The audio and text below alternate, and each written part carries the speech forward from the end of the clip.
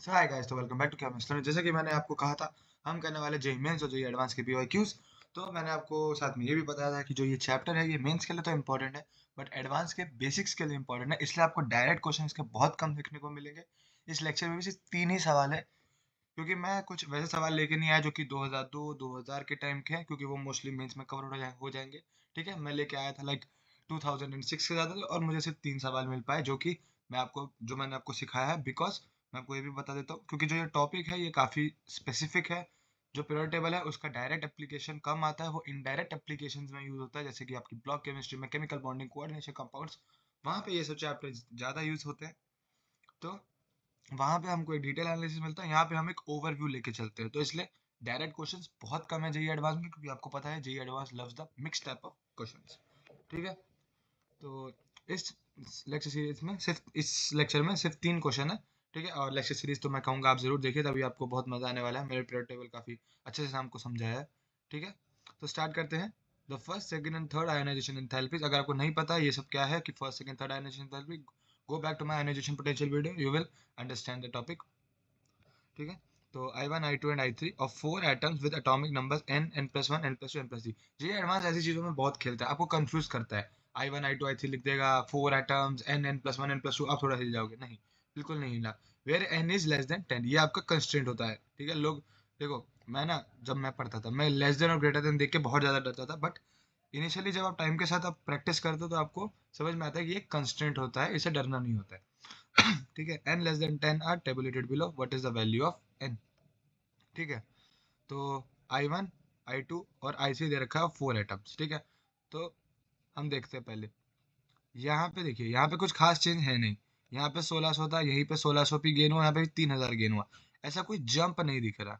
ठीक है, ऐसा कोई जंप नहीं दिख रहा। फिर हम इधर आते हैं, 2000 4000 6000, ऐसा कुछ जंप नहीं दिख रहा, बराबर चल रहा है। ठीक है, हम इसको भी, हमें कुछ आइडिया नहीं मिल रहा, लेकिन 496 और 4562, ये 10 गुना बढ़ गया, ये काफी हाई है। ठीक है, यहाँ पे देखिए ज्यादा चेंज है नहीं, यहाँ पे सिर्फ 2000 का डिफरेंस। यहाँ पे आपको डिफरेंस देखने को मिल रहा है बहुत ज्यादा, 10 गुना डिफरेंस देखने को मिल रहा है। यहाँ सब डबल हो रहे थे, यहाँ 10 गुना हो गया। तो यानी कि इसके वैलेंस शेल में ये एक इलेक्ट्रॉन होगा, ये कम एनर्जी से निकला। उसके बाद उसने नोबल गैस कॉन्फ़िगरेशन अटेन किया होगा, फिर उसमें से इलेक्ट्रॉन निकालने में इतनी ज्यादा एनर्जी लग गई। ठीक है, तो यानी कि ये एक एल्कली मेटल होगा। तो जो आपका N+2 जो है वो आपका एक एल्कली मेटल होगा। तो अब एल्कली मेटल का आपको ग्रुप पता है क्या क्या होते हैं। एक होता है हम हाइड्रोजन को गिन के चलते हैं, मतलब एटॉमिक नंबर, क्योंकि हमें एटॉमिक नंबर दे रखा है। तो या तो ये 1 हो सकता है, या तो ये 3 हो सकता है, या तो ये 11 हो सकता है। ठीक है, या तो ये क्या हो सकता है, 11 हो सकता है। ठीक है, तो यहाँ से आपकी n की वैल्यू हमें मिल जाएगी। ठीक है, तो n+2 1 तो कभी हो नहीं सकता, वरना n-1 आ जाएगा। और हमको दिख रहा है I2 और I3 भी दिख रहे हैं। ठीक है, I2 और I3 माने सेकेंड आयोनाइजेशन, बट हाइड्रोजन में तो एक ही इलेक्ट्रॉन होता है, तो हाइड्रोजन वाला केस तो वहीं रिजेक्ट हो गया। ठीक है, ये तो वहीं पे रिजेक्ट हो गया।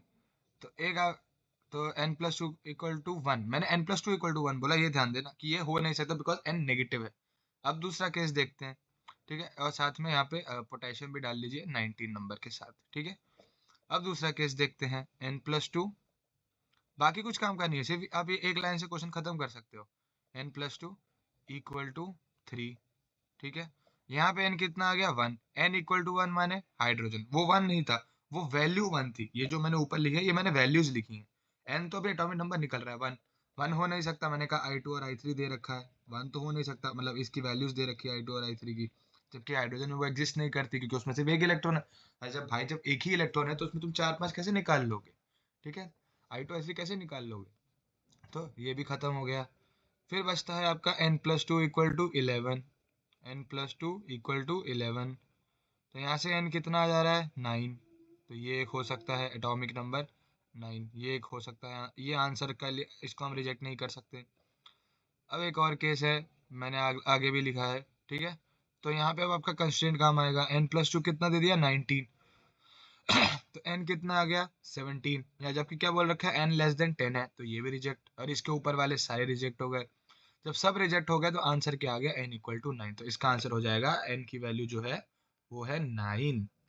क्या है वो 9, ठीक है। अब आप बोलोगे पता कैसे लगेगा, आप n+3 भी देख सकते हो, यहाँ पे डबल का डिफरेंस है, ये यहाँ पे सीधा 5 गुना हो गया, 5 का 6, 5 5.5 गुना हो गया, यानी कि इसके वैलेंस शेल में 2 इलेक्ट्रॉन थे। तो अब आप अगर इसको करोगे तो फिर से आप इसको इस बार n+3 से स्टार्ट करोगे और इसको 2 और इसको आप स्टार्ट करोगे 4 से, तब भी आपका आंसर आ जाएगा, आप जरूर करके देखना, ठीक है। लेकिन जो प्राइमरी मेथड है वो n+2 वाला ही है, ठीक है। तो मैंने आपको बताया था कि आयनाइजेशन एनर्जी कितनी इंपॉर्टेंट है, ठीक है। फिर है एक क्वेश्चन पूछा गया था, identify the correct order of acidic strength of, हाँ मैंने कहा था 3 क्वेश्चन ही है, CO2, CO, CaO और H2O। तो एसिडिक स्ट्रेंथ बतानी है, तो मैंने आपको बताया था CO2 क्या होता है, एसिडिक होता है, तो CO2 को तो सबसे आगे लिख लीजिए, ठीक है। सबसे ज्यादा बेसिक क्या होगा, Ca या Cu? आपको पता है calcium oxide is a very basic oxide, मैंने ही आपको बताया था कैल्शियम ऑक्साइड एक बहुत ज्यादा बेसिक ऑक्साइड होता है, क्योंकि ये एस ब्लॉक एलिमेंट है। फिर आपका आता है CuO क्योंकि वो भी एक बेसिक ऑक्साइड है, ठीक है। उसके बाद आपका न्यूट्रल ऑक्साइड आएगा जो कि H2O है, H2O। और last but not the least जो आपका हो जाएगा एसिडिक है, CO2। तो ये आपका ऑर्डर हो जाएगा। मैंने ऑप्शन नहीं लिखे क्योंकि मुझे पता है इन क्वेश्चंस में आपको पता है साइन ही चेंज होगा। हालांकि बहुत हेल्प मिलती है पेपर में, बट चार में हेल्प मिलनी बहुत मुश्किल है ऑप्शंस के through. Correct order of atomic radio of group 13 elements, ये मैं आपको पहले भी बता चुका हूँ, ठीक है। मैं फिर से बता देता हूँ, ठीक है। तो ये आपका बनेगा गेल